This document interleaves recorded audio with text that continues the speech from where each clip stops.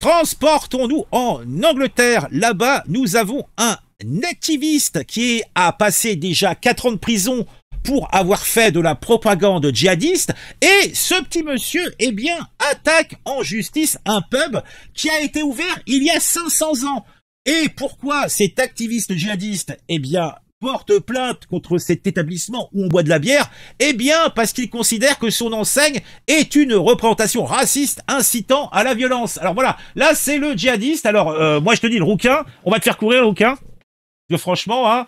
Et qu'est-ce qui génère son courroux? Eh bien, c'est cette enseigne, donc semble-t-il, qui date de plusieurs siècles. En tout cas, elle a dû être refaite depuis, je suppose, mais bon. Alors, on a un mahométan, donc, qui est, je vois pas en quoi, Green King, je vois pas très bien ce qui pose problème pour ce jeune fifou. Ah, mais bon, qu'importe. Alors, qu'est-ce que nous dit l'article? Khalid Baga ou Baka est un activiste ayant déjà passé 4 ans en prison pour avoir préparé et diffusé de la propagande djihadiste.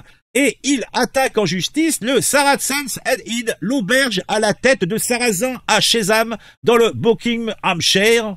Baka critique le patron de l'auberge pour avoir affiché une enseigne qu'il considère comme une représentation raciste d'un arabe turc barbu. Oh, c'est donc lui le vilain pas beau. Oh mon Dieu, quelle horreur, mais quelle épouvante. Mon cœur se flétrit, mon cœur se flétrit. Là, regardons un petit peu le djihadiste. Regardez comme il est beau. Ah mon Dieu, on va te faire courir donc, tiens. Eh bien.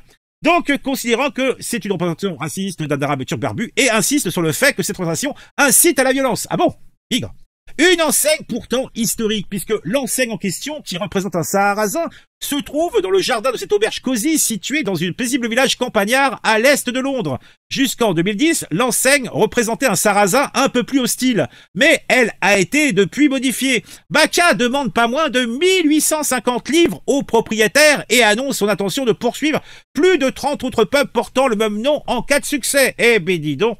Le propriétaire du pub qualifie ce procès de totale plaisanterie, mais s'avoue tout de même inquiet. On ne sait jamais avec des gens comme ça. La communauté locale et les clients réguliers du pub sont également préoccupés par cette affaire, craignant que cela ne nuise à la réputation de l'établissement et à l'ambiance conviviale qui règne. Eh oui, le procès qui est suivi de près, puisqu'il attire l'attention des médias et du public, soulevant des questions déjà d'une part sur les libertés d'expression, la représentation historique et les limites de la critique.